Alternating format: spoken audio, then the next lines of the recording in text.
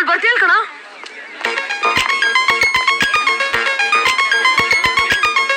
ಆ canteen chapati.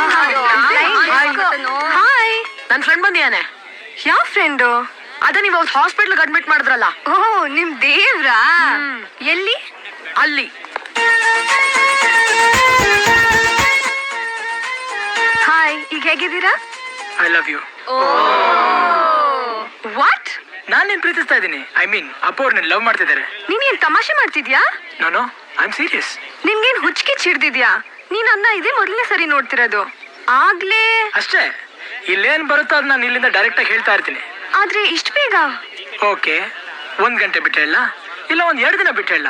But ನಾನು ಯಾವಾಗ ಹೇಳಿದ್ರು ನನ್ನ ಬಾಯಿಂದ ಬರೋದು ಒಂದೇ ಮಾತು, ಐ ಲವ್ ಯು. ಇಡಿಯಟ್.